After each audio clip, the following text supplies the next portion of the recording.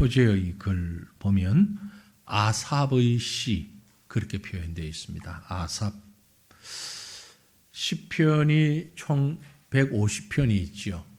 1편부터 150편이 있는데 그 중에 기록자를 아는 것도 있고 모르는 것도 있는데 기록자의 즉 시인의 이름을 아는 것 중에 가장 많은 시편을 남긴 사람은 누구일 것 같아요?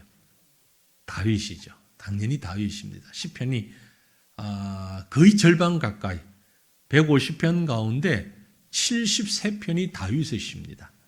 절반이 조금 못 되나요? 거의 절반이죠. 73편이 다윗의 시.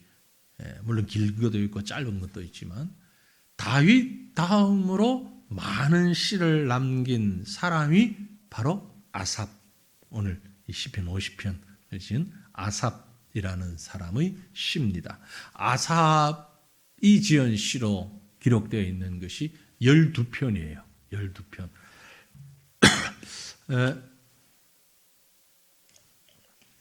그래서 우리가 이제 성경뿐만이 아니라 성경을 연구하는 고고학자들, 여러 학자들, 성경 신학자들, 성경 역사학자들 이런 사람들이 연구를 하잖아요.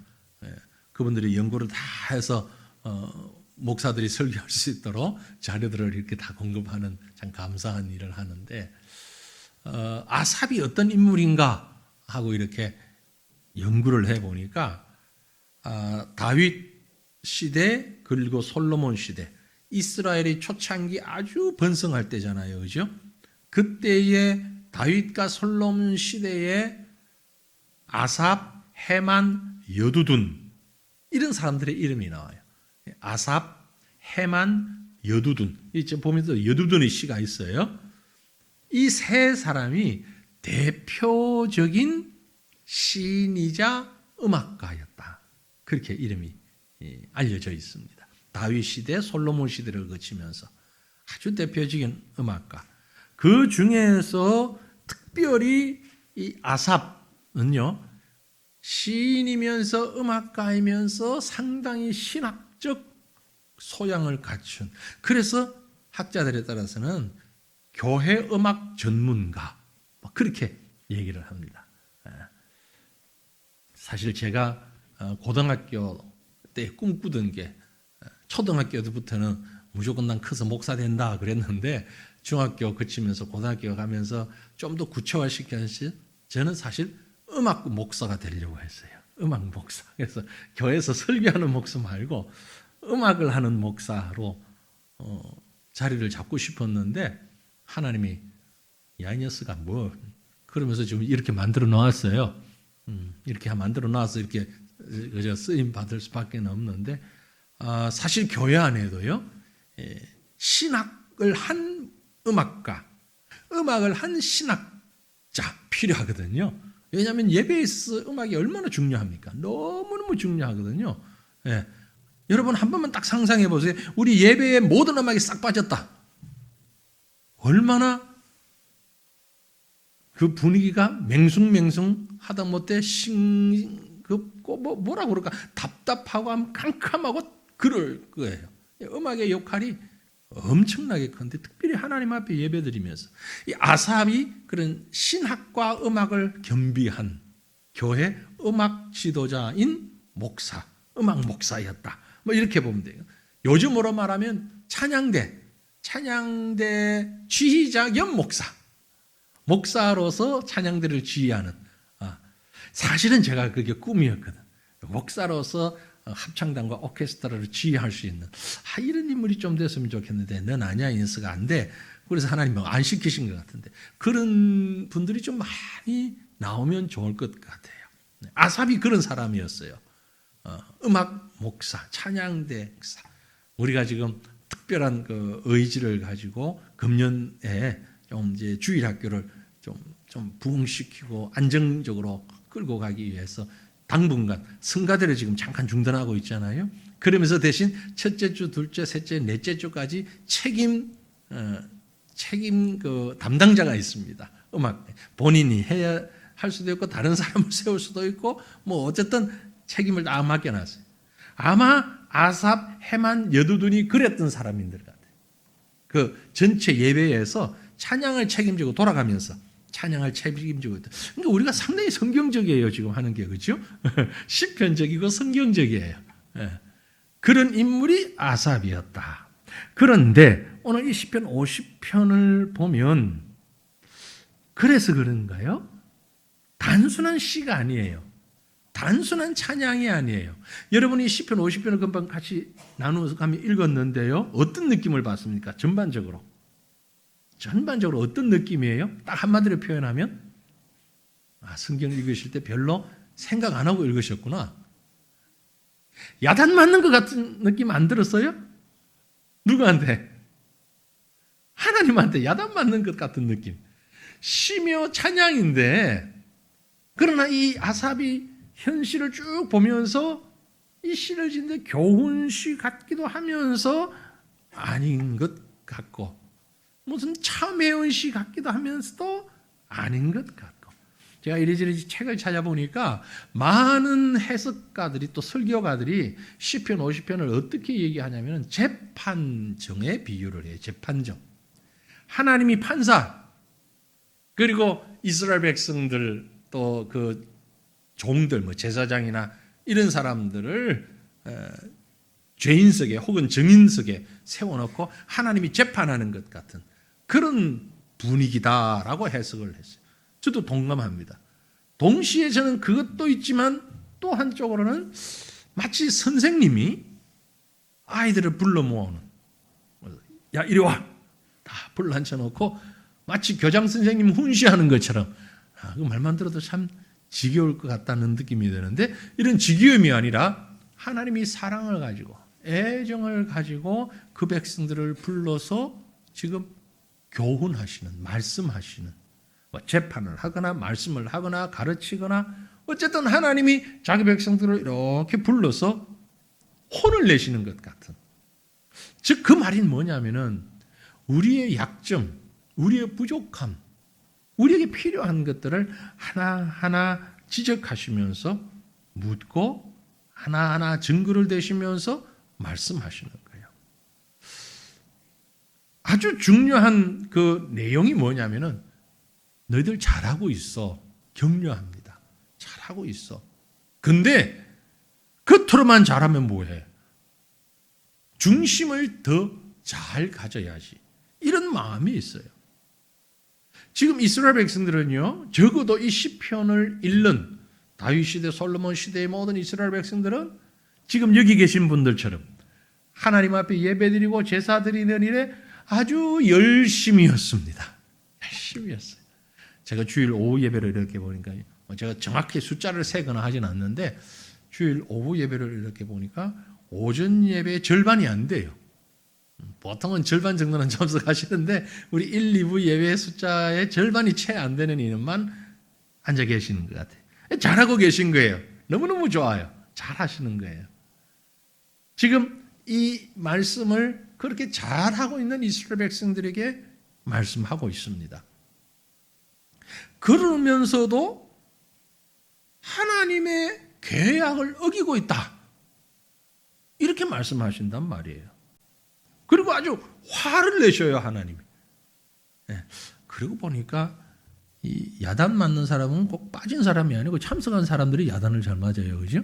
네. 결석한 사람이 야단 맞아야 되는데 출석한 사람들 보고 왜 결석하냐고 출석했는데 우리 보고 야단을 치시는 게 아니고 우리 신앙생활 전반을 돌아보면서 봐야 할 말씀입니다. 그래서 제가 이런 질문을 한번 던져보고 싶어요.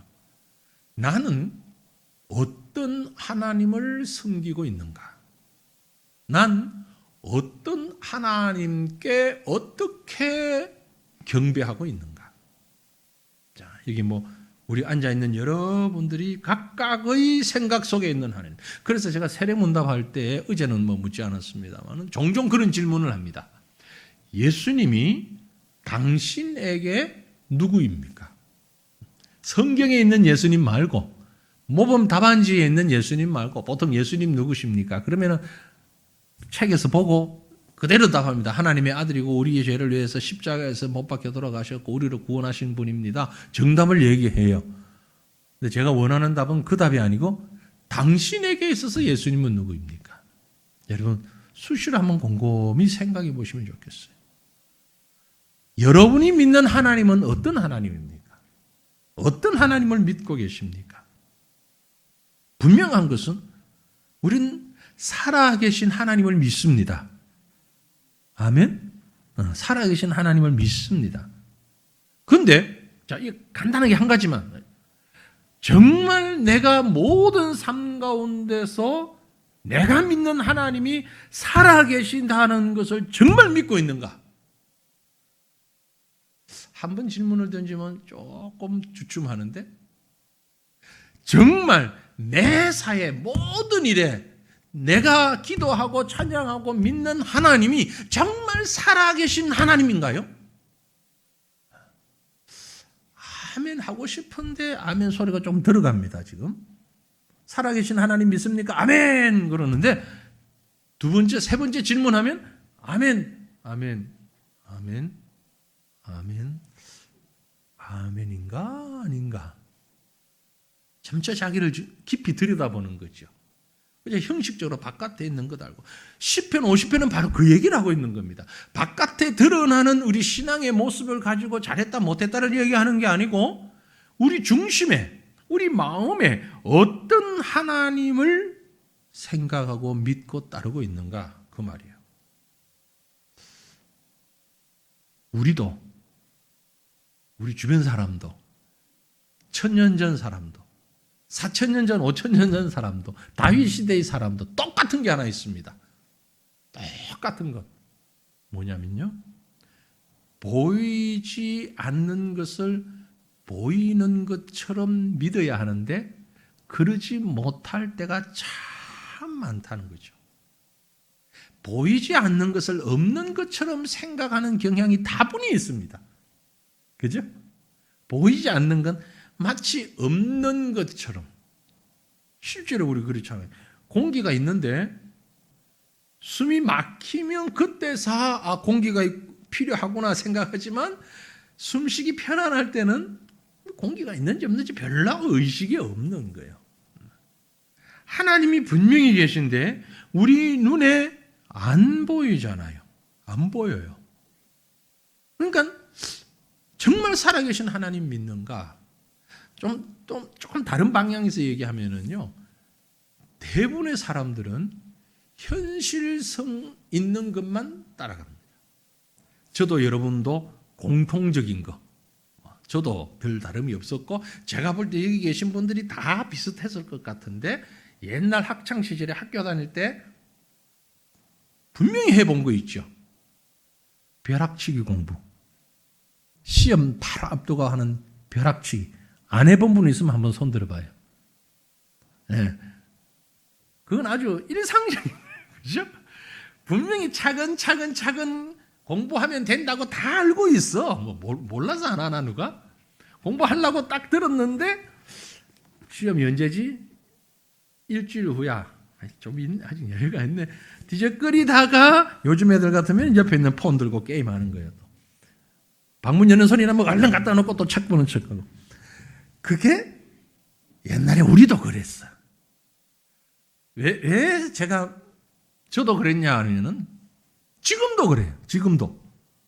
네. 물론 주중에 시간이 이런저런 시간이 분주해서 시간이 없지만은 꼭 설교가 언제 완성되냐면 토요일 날 밤에 완성이 되는 거예요. 이게. 네? 아니 좀 일찍이 딱 만들어 놓으면 얼마나 좋아. 그런데 준비해요. 안 하는 건 아니야. 준비해요. 준비하다가도 어디 전화가 오거나 어디 연락이 오면 그것도 받고 얘기하고. 왜? 이건 당장 내일 할 거 아니잖아, 설교는. 오늘이 수요일이야. 그러면 목, 금, 토요일, 아직 3일 남아있구나. 그럼 토요일 날 이렇게 하면 되겠구나 생각하고 조금씩 나가긴 하는데, 주초부터 이제 보통 화요일, 수요일 되면 주일 설교가 이제 잡히거든요. 그럼 이제 준비해 가는데 꼭 언제 열심을 내고 스피드를 내냐면은 토요일, 그것도 어두워지고 난 다음에. 바깥에 아직 해가 있네? 그러니까 좀 여유 있게 해, 여유 있게. 캄캄하다. 아이고 빨리 해야 되는데 큰일 났네. 그러다 보니까 어제도 제가 10시가 넘어가지고 이제 설교 준비 다 해야죠. 여러분 앞에 보시는 PPT 이것도 다 만들어야죠. 이거 다 해놓고 나면 10시가 훌쩍 넘어버려. 그거 좀 일찍 좀 하지.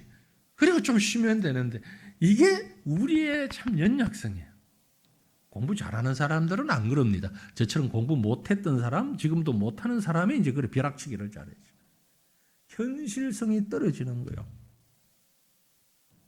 정말 우리가 살아계신 하나님 앞에서 하나님을 믿고 있는가? 창세기 17장 1절에 있는 대로 코람되어 하나님 앞에서 믿음은 바라는 것들의 실상이고 보지 못하는 것들의 증거라 그랬는데 정말 살아계신 하나님 앞에서 네가 신앙생활을 하고 있는가? 자, 이 마음을 가지고 오늘 시편 50편을 좀 들여다봤으면 좋겠어요. 이론적인 하나님 말고 실제의 하나님. 먼저 본문을 들여다보면요, 1절에서 6절까지는 자기 백성을 부르시는 하나님에 대한 얘기가 나옵니다. 자기 백성들을 불러 모으시는 하나님. 여기 온 세상을 부르시는 하나님의 모습이죠. 그렇죠? 우리 아주 익숙한 말씀이기도 한데 본문 1절 말씀 뭐라고 했습니까? 전능하시니 여호와 하나님께서 말씀하사 해 돋는 데서부터 해 지는 데까지, 해 돋는 데서부터 지는 데까지 세상을 부르셨도다. 우리 애들하고 주일학교에서 많이 찬양했죠. 해 지는 데부터, 해 뜨는 데부터, 지기부터 시작하면 안 돼. 해 뜨는 데부터 해 지는 데까지. 그럼 어디서 어디까지예요, 그게? 해 뜨는 데서부터 해 지는 데까지. 해 돋는 데서부터 지는 데까지. 이 말씀 가지고 이제 찬양을 그렇게 만드는데, 어디서 어디까지예요? 모든 곳이죠. 동쪽 끝에서 서쪽 끝이잖아요. 동쪽 끝이 어디예요? 동쪽 끝이 어디입니까?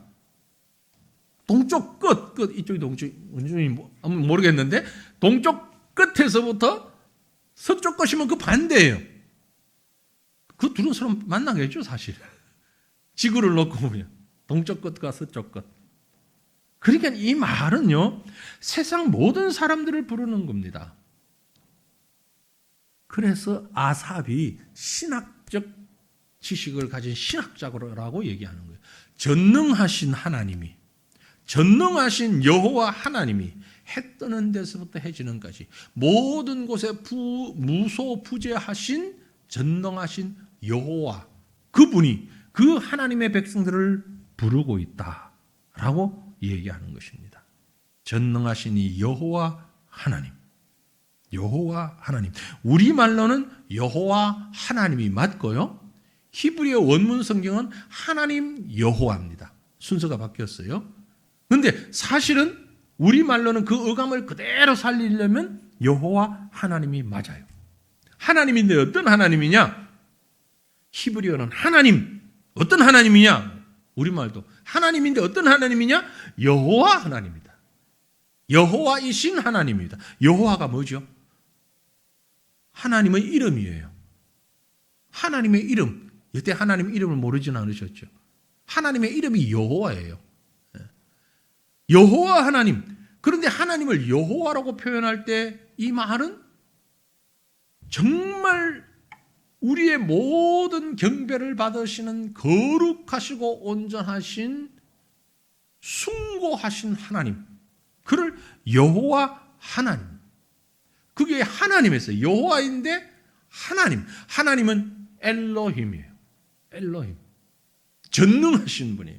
천지 만물을 창조하신 하나님. 그래서 전능하신 하나님, 그분이 여호와다. 온 만물을 만드신 만물의 주인이신 그분이 여호와이신데, 그분이 지금 땅끝에서 땅끝에 있는 모든 사람들을 불러 모으고 계시는 거예요. 동쪽 끝에서 서쪽 끝까지. 그 말은 우리가 있는 어느 곳에도 하나님이 안 계신 곳이 없어요. 하나님이 모든 사람들 앞에 서시면서 모든 사람들 앞에 영향력을 미칩니다. 그래서 2절에 보면 온전히 아름다운 시온에서 하나님이 빛을 비추셨도다. 내가 있는 이 장소가 바로 하나님의 빛이 비추는 곳이, 그 하나님의 영광을 해 뜨는 데부터, 해 돋는 데서부터 아침 햇살을 받으면서 우리를 비추는 그 하나님의 모습을 생각하며 아름다운 시온, 온전히 아름다운 시온, 시온은 예루살렘을 나타낸다고 그랬어요. 시적인 의미로. 예루살렘은 이스라엘 백성들의 영적인 중심지입니다. 핵심지입니다. 그런데 그 예루살렘이 온전히 아름답다. 온전히 아름답다는 얘기는 여호와가 계시기 때문에 아름다운 거예요. 실제 여러분 예루살렘, 저는 아직 못 가봤습니다만 성지순례 갔다 오신 분들 한번 생각해 보십시오. 저는 뭐 사진으로도 많이 봤으니까. 예루살렘이 정말 아름다운가? 어떻습니까? 아름다움하고는 조금 거리가 멀죠. 네, 우리가 생각하는 아름다움이라는 얘기는 어떤 자연의 경관이라든지 뭐 이런 것들로 봐서 아주 중동 지역이 거의 그렇잖아요, 그렇죠? 이게 무슨 유적지야 이렇게 생각될 만큼 먼지만 풀풀 나고 뭐 흙투성이에 돌멩이들이 있고 뭐 건물 부스러기 같은 거 그대로 두고 여기는 어떤 곳입니다, 어떤 곳, 정말 여기가 거기일까 하는 생각이 들잖아요. 예루살렘도 다르지 않아. 그런데 온전히 아름다운 예루살렘, 온전히 아름답다. 그 말은 여호와 하나님이, 전능하신 여호와 하나님이 계시기 때문에 온전히 아름다운 거예요. 지금 아삽은 바로 그걸 노래하고 있는 거예요. 사랑하는 성도들이요, 어디가 가장 아름다운 곳입니까? 하나님이 계신 곳이 가장 아름다운 것이에요. 여러분이 보신 자연 경광이 멋진 것이 뭐 어떤 것을 다 눈에 담고 마음에 담았는지 모르지만, 우리 눈에도 안 담고 마음에도 안 담고 카메라에 담아가지고 사진만 딱 보관해 놓지.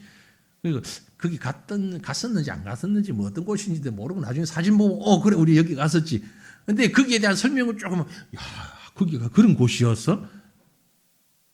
먼저 마음에 담고 눈에 담고 그 다음에 사진에 담아야 되는데, 아무리 아름다운 곳이라 할지라도 여호와 하나님이 계신 곳보다 아름다운 곳은 없어요. 여호와 하나님이 우리 가운데 계시고 내가 하나님 앞에 있을 때 그것이 아름다운 시온이 되는 것입니다.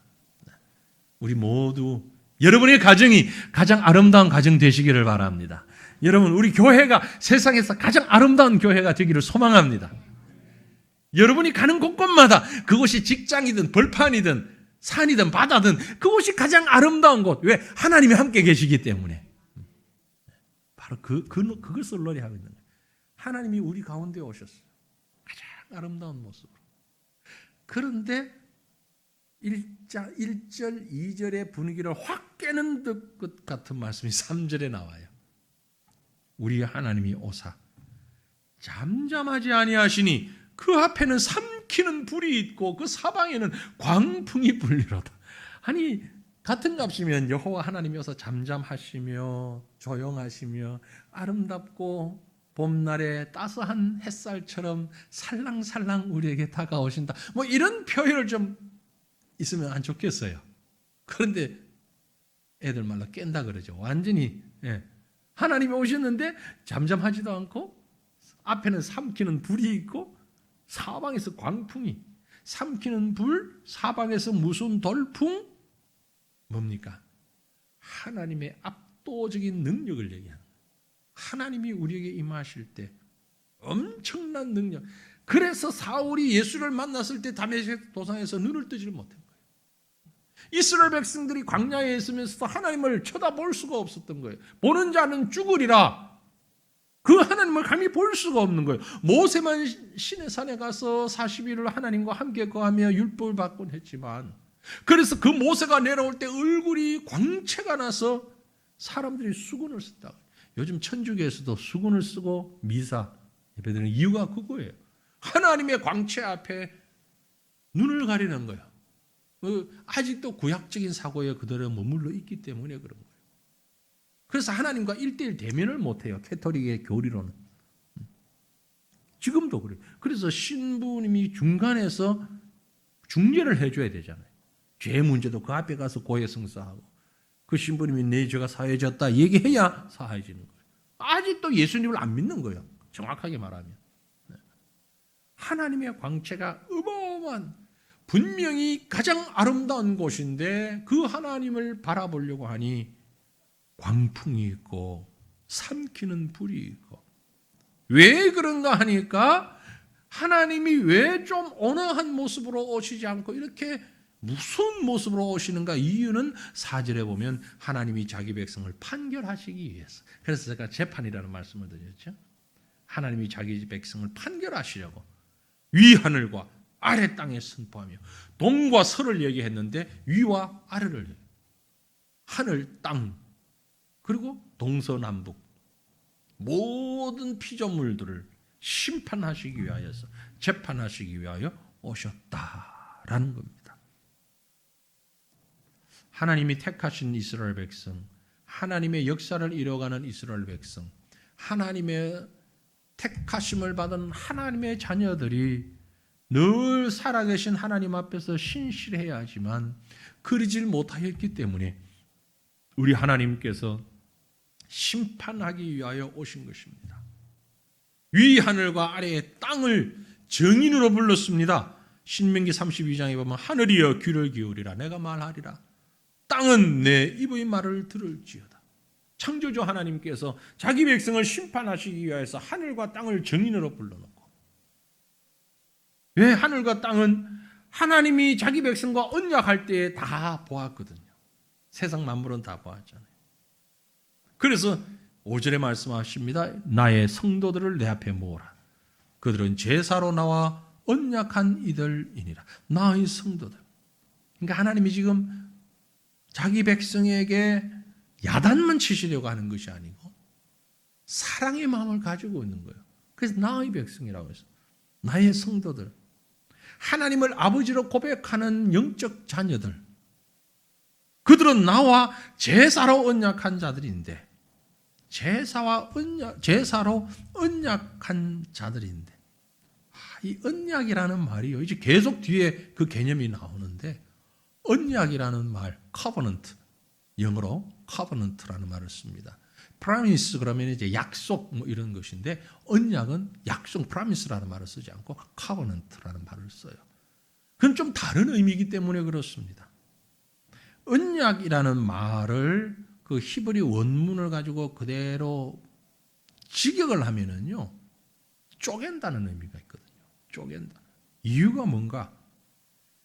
창세기 17장 가보면은요, 하나님이 아브라함에게 너는 내 앞에서 행하여 완전하라. 그러면서 내가 너의 하나님이 되겠다. 너는 내 백성이 되겠고 또 내가 너를 이렇게 축복하겠다. 그리고 하나님과 아브라함이 언약을 맺는 장면이 나옵니다.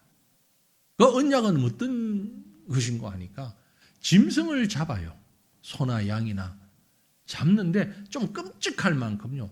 딱 두 동강을 내요. 두 동강을. 세로로 두 동강을 탁 낸다고. 그리고 양쪽으로 그 두 동강을 내니까 피가 얼마나 많이 나오겠어요? 양쪽으로 쪼갠 짐승을 놓고 언약의 당사자들이 그곳을 통과하는 거예요. 그 가운데를. 무시무시한 장면이에요. 하나님과 아브라함이 통과를 해요. A와 B 두 사람이 약속을 할 때도 언약을 맺을 때는 그렇게 짐승을 쪼개놓고 통과하는 거예요. 무슨 의미인가 하니까 우리가 하는 이 약속을 지키지 않으면 너도 나도 이 동물들 꼴이 된다 이 말이에요. 이거 뭐 엄청난 거잖아요. 너와 나 우리가 약속을 맺는데, 하나님과 내가 언약을 맺는데 이 언약은 지키지 않으면 이 짐승들처럼 되어버린다. 그래서 언약이라는 카바란트라는 말의 어원이 쪼갠다. 짐승을 쪼갠다. 하나님이 지금 그 자기 백성을 부르신 거예요. 내 사랑하는 아들아 부르시면서, 내 아들아 부르면서 언약을 맺은 백성이니, 언약 맺은 백성. 아침에 말씀드릴 때 베드로를 시모나 그러면서 우린 잘 몰라도 베드로는 다 알잖아. 왜 주님이 시모나 그러는지. 언약 그러면 이게 아는 거예요. 이스라엘 백성들이 문제가 있구나. 우리가 이 언약을 지키지를 못했구나. 그래서 이어서 있는 6절 보시면은요, 하늘이 그의 공의를 선포하리니 하나님 그는 심판장이심이로다. 하나님은 심판장이심이로다. 어떤 분의 글을 보니까 이 말을 그렇게 표현했어요. 판사님 들어오십니다. 다 기립하십시오. 네, 우리 법원에 가서 뭐 드라마나 영화 같은 거 보셨죠? 재판할 때 회중들이 앉아 있고 뭐 검사, 변호사 다 있는데 재판장님이 입장하시면 다 일어서잖아요. 다 일어서 판사 가운데 딱 앉잖아요. 이 6절이 바로 그 말이에요. 재판관님 입장하십니다. 하늘이 그의 공의를 선포하리니 하나님 그는 심판장이심이로다. 셀라 하고 거기는 이제 숨을 쉬는 거예요. 하나님 입장하십니다. 그 앞에 우리가 사랑의 하나님이지만 공의의 하나님이시기 때문에 두렵고 떨리는 마음으로 서라는 거예요. 그래서 이제 7절부터 15절을 보면 자기 백성들을 향하여 훈계하시는 하나님의 모습이 나옵니다. 위엄과 능력 가운데 우리 앞에 임하신 여호와 하나님께서 택한 자기 백성들을 향하여 먼저 엄하게 경고성 훈계를 하십니다. 7절 말씀. 내 백성아 들을지어다. 내가 말하리라. 이스라엘아 내가 네게 증언하리라. 나는 곧 내 하나님이라. 이스라엘아 들어라. 너희는 나의 백성이다. 내가 누구냐? 나는 너희의 하나님이다. 이것은 교장 선생님이 훈사를 하든지 재판관이 재판을 하든지 그 사랑의 마음을 먼저 표현하고 그저 형식적인 말이 아니라 정말 사랑하는 마음을, 그래서 애정 어린 책망이면서 동시에 명령이에요. 이제부터는 각오 단단히 해야 되는 겁니다. 하나님 뭐라고 말씀하시는가? 8절에 뭐라고 말씀하십니까? 나는 내 재물 때문에 너를 책망하지는 아니하리니 내 번제가 항상 내 앞에 있음이로다. 무슨 얘기입니까? 제사 드리지 않아서 내가 얘기하는 거 아니다. 헌금하지 않기 때문에 내가 말하는 거 아니다. 그 말이에요. 뭐 나한테 헌신하지 않았다고 내가 얘기하는 거 아니다. 이스라엘 백성이 바친 재물 그 자체 때문에 책망하는 게 아니라는 거죠. 왜? 빠뜨리지 않고 계속해서 딱딱 제사 형식에 맞추어서 전혀 문제없이 제사를 잘 드렸거든요. 그러니까 형식적으로는 매우 거룩한 사람들입니다. 외형적으로 볼 때는 아주 거룩하게 경배를 잘 합니다. 문제는 재물이 아니라는 거죠. 하나님 앞에 중요한 건 재물이 아니야. 9절에 뭐라고 합니까? 내가 내 집에서 숫소나 내 우리에서 순념수를 가져가지 아니하리라. 진정한 감사와 믿음과 헌신이 포함되지 아니한 단순한 짐승가 필요 없다는 거예요. 10절에 무슨 얘기합니까? 저 산에 뛰어노는 숲속에 있는 모든 짐승들 다 내 거야. 내가 뭐 동물이 없어, 짐승이 없어서 나한테 바치라고 그러냐? 11절에는요. 모든 새들, 산에 있는 새들, 모든 생물들 다 내 거야. 니들이 안 바친다고 해가 내가 굶어 죽을 줄 알아? 네. 너희들이 제사 안 드린다고 해서 뭐 아무것도 없는 줄 알아? 이거 다 내 거야. 원래 내 거야. 원래 내 거야. 그런데 12절 보면 내가 가령 줄여도 네게 이르지 아니할 것은 세계와 거기에 충만한 것이 다 내 것이므로. 다 내 건데 만약에 그래 내 거 아니라 치고 내가 배가 고파 쫄쫄 굶는다 쳐. 내가 가령 줄여도 만약에 내가 먹을 게 없어서 쫄쫄 굶는 그런 지경이 되었다고 쳐. 그럴지라도 하나님이 배고프시겠습니까? 아니죠. 그러나 만약 그럴지라도 그 수소, 고기, 피, 그 드리는 제사 이게 필요한 게 아니야 그 말.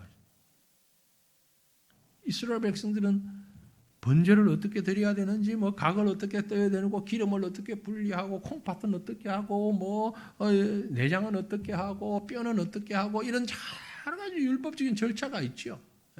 그것 잘 지켜서 마치 숙달된 회 뜨는 기술자처럼 아주 도살장에서 소를 잡아서 손질하는 숙달된 사람, 정육점 아주 숙달된 기능을 가진 사람처럼 뭐 어디에 뼈가 있는지 착착착착착 하면 우리가 1시간 할 거거든 10분 만에 딱 해내잖아요.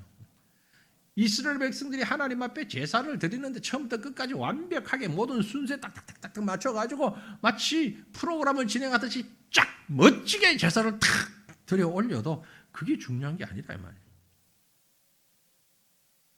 그럼 왜 하나님이 제사를 드리라고 했는가? 그 이유가 14절에 이렇게 합니다.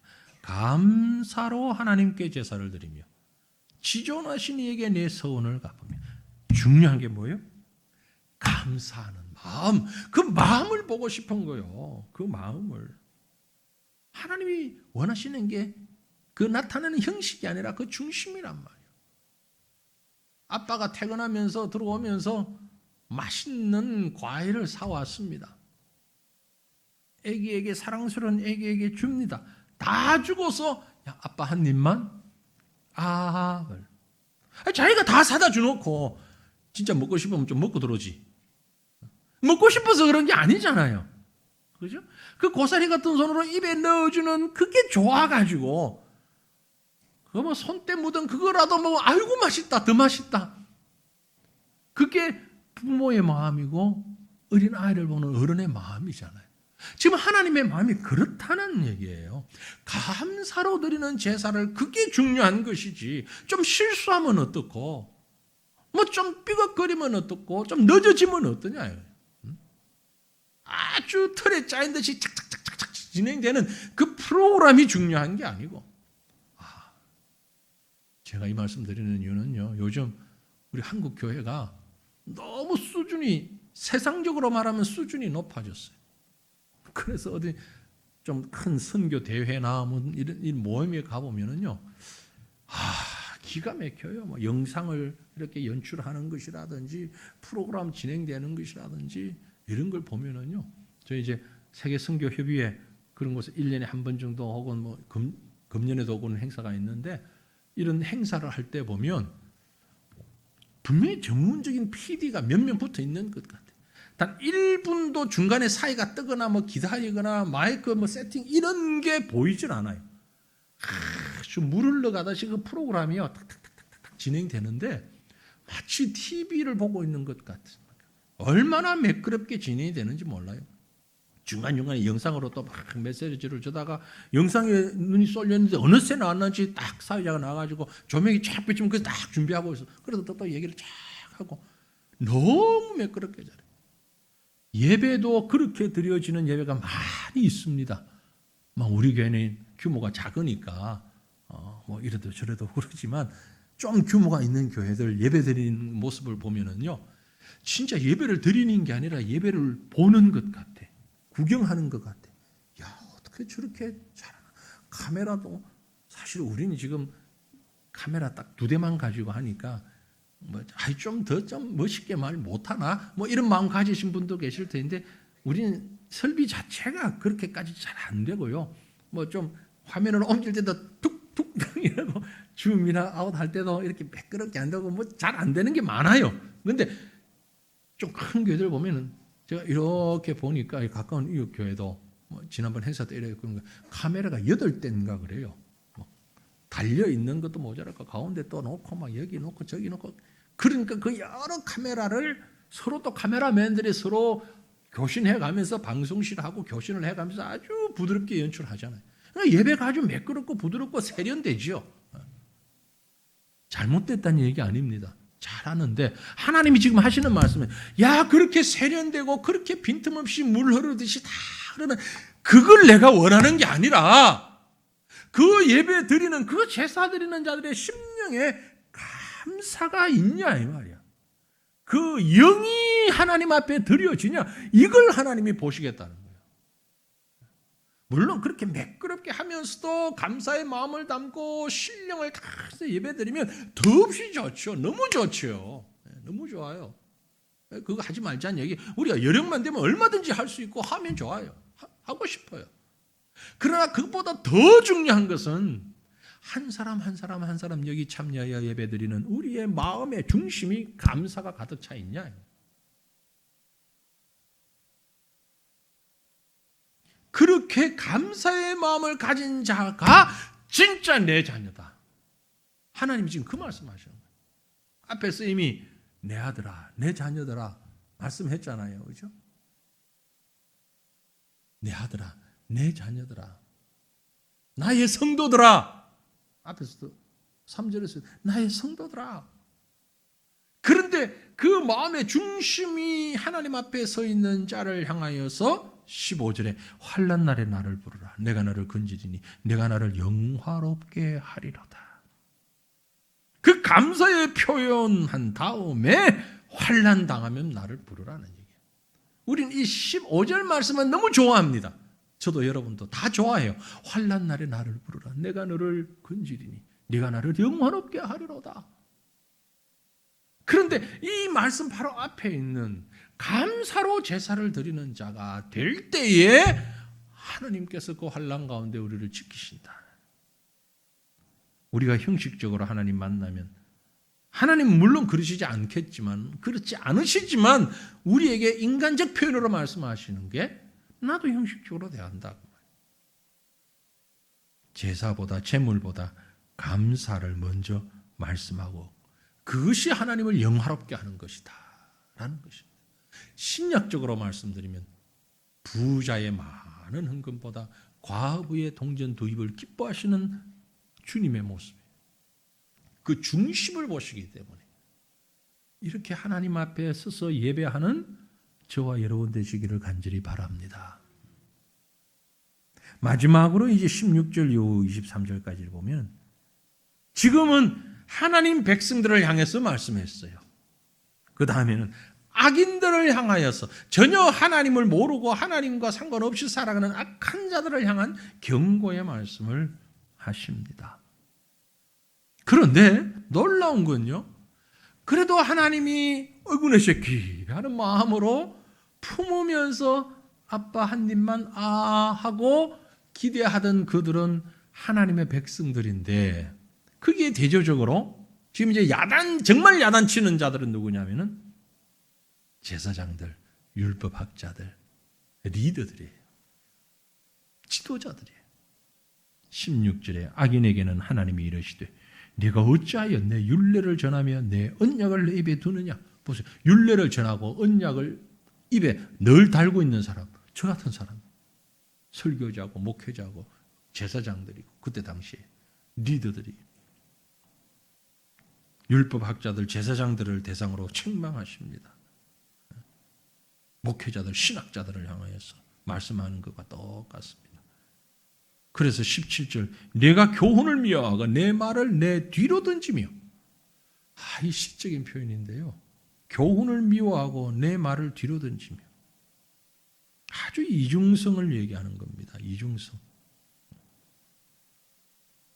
공부하기를 좋아하는 사람이 어디 있겠습니까마는 공부하기 싫어하는 애들 요즘은 뭐 또 좀 다른 것 같지만 옛날 우리 때를 이렇게 돌아서 얘기하면 공부하기 싫어하는 애의 그 행동 루틴을 보면 학교 갔다가 집에 와서 어떻게 합니까?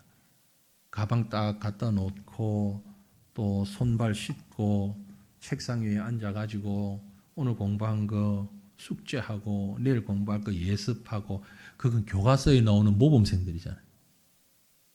그렇죠? 제가 보니까 우리 교인들 중에 많을 것 같아. 그렇게 안 한 사람들.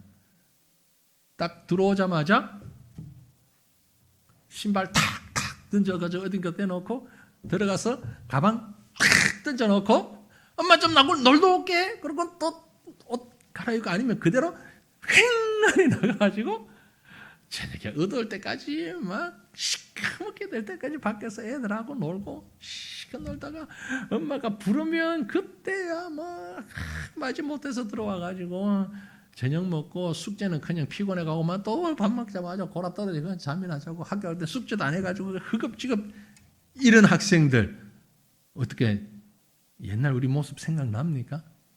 그 얘기를 하고 있는 거예요. 지금 17절은 내가 교훈을 미워하고 내 말을 내 뒤로 던지며 말을 던졌다 그러는데 내 말을 내 뒤로 던져 가방 들고 와가지고 뒤로 던져놓고 도망가던 너희들 그 말이야. 배운 것 것하고 아는 것하고 얘기하는 것하고는 전혀 다른 행동하는 18절에 그래서 도둑을 본즉 그와 연합하고 간음하는 자들과 동료가 되며 아주 엄청난 비약인데 사실은 책망하는 거예요. 이 도둑놈들아, 이 간음하는 놈들아, 그렇게 잘 알면서 말씀의 가방은 뒤로 던져놓고 공부도 안 하고 말도 안 듣고 네 하고 싶은 대로 하고 도둑을 보고 간음하고 10계명에 7계명, 8계명 이어서 19절, 20절 보면 9계명, 10계명 하나하나를 율법의 계명들을 하나하나 언급하면서 그렇게 악행을 하는 자들을 책망하고 계시는 거예요. 그런데도 이렇게 악한 일을 저질러도 하나님은요, 바로 적극적으로 반응하실 때도 있지만 적극적으로 반응하지 않으실 때도 더 많이 있습니다. 그게 하나님이 몰라서 아니면 하나님이 그들이 하는 걸 그대로 좋아서 그런 게 아니라는 거죠. 그런데 사람들은 착각을 해요. 제사장들도 율법학자들도 착각했던 거예요. 21절 내가 이 일을 행하여도 내가 잠잠하였더니 네가 나를 너와 같은 줄로 생각하였도다. 그러나 내가 너를 책망하여 내 죄를 내 눈앞에 낱낱이 드러내리라. 내가 너하고 똑같은 줄 알아? 내가 조용하고 있으니까 내가 가만히 있으니까 가마떼기를 보여? 내가 조용하고 있으니까 뭐 몰라서 그러는 줄 알아? 다 알고 있어 이놈들아. 그래 내가 너 뭘 잘못했는지 하나하나 드러내볼까? 착각 속에 빠져있는 자들을 야단치면서 심판하시겠다고 호되게 꾸짖습니다. 하나님의 꾸지람이요 아주 강력하게 22절에는 이런 말씀도 하십니다. 하나님을 잊어버린 너희여 이제 이를 생각하라. 그렇지 아니하면 내가 너희를 찢으리니 건질 자 없으리라. 찢겠다고 말씀. 이게 무슨 말입니까? 아까 제가 말씀드린 언약, 커버넌트, 쪼갠다 그랬죠. 언약 백성이라고 처음에 말씀했잖아요. 그 언약대로 그대로 실행해 볼까 그 말이에요. 우리 언약 맺었잖아요. 그 언약을 했던 것처럼 쪼갠 고기 사이로 지나갔던 그걸 그대로 내가 해볼 테까? 내가 너희를 찢으리니 그 언약 그대로 실행하면 너희들이 살아남을 수 있는 자가 있느냐? 없지 않느냐? 너희는 하나님을 잊어버린 자야. 하나님 앞에 나와서 제사 잘 드리고 하나님 백성답게 잘 살아가고 잘 하는데도 불구하고 하나님을 잊어버리고 사는. 어쩌면 앞서서 일하는 자들이 앞서서 헌신하는 자들이 그 일에만 정신이 빠졌어. 일에 몰두해가지고 매끄럽게 순서 진행하는데 정신이 팔려가지고 아주 멋지게 프로그램 완성하는데 정신이 팔려가지고 하나님은 잊어버리는 참 안타까운 순간들이 많이 있어요.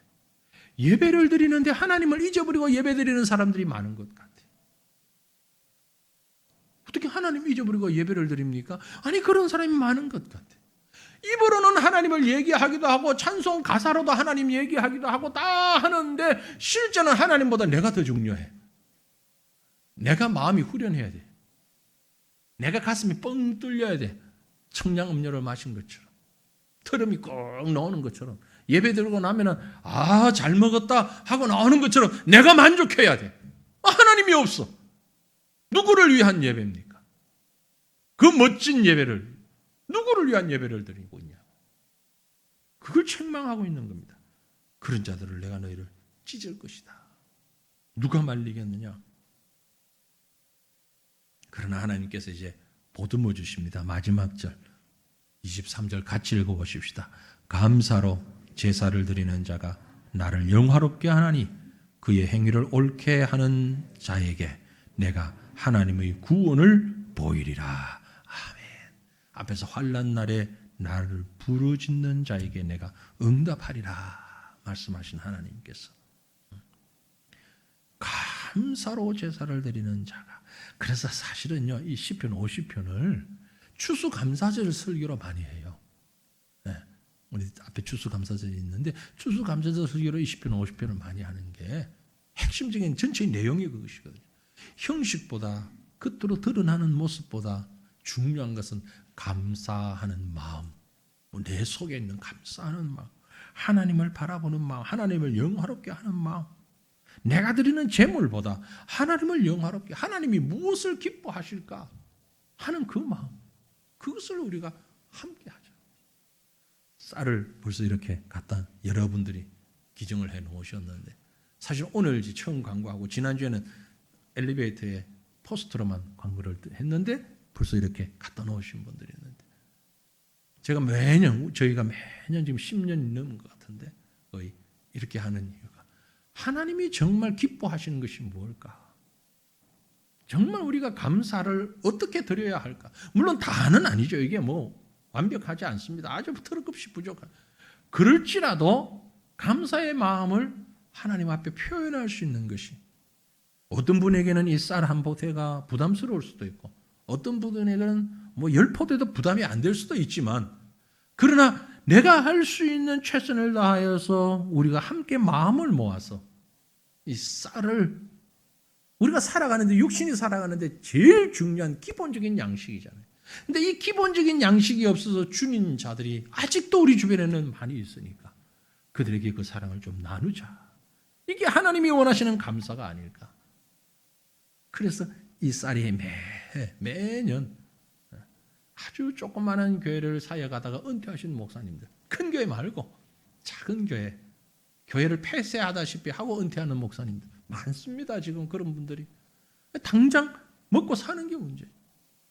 그래서 그 목사님들 가정에 이 쌀을 좀 보내드리고, 처음엔 10가정 했다가 15가정 했다가 작년에도 15가정만 명단을 주십시오 총회 얘기했더니 20가정을 명단을 좀 더 20가정 해주세요. 너무 많아요. 그러면서 금년에도 이제 보면서 한 20가정 하려고 하고, 그리고 쪽방촌들은 가보신 분 계시잖아요. 정말 먹고 사는 게 힘든 어려운 그분들에게 전도하는 교회를 통해서 쪽방촌에 보내는, 다는 아니겠지만 조금이라도 우리의 감사의 마음을 드리는, 이게 진정한 축제고 감사의 절기 아닐까. 우리가 뭐 즐겁게 찬양하고 노래하고 춤추고, 이것도 하나님이 기뻐하시는 일, 동시에 우리의 중심을 하나님께 드리는 이것을 하나님이 또한 더 기뻐하시는 일이 아닐까.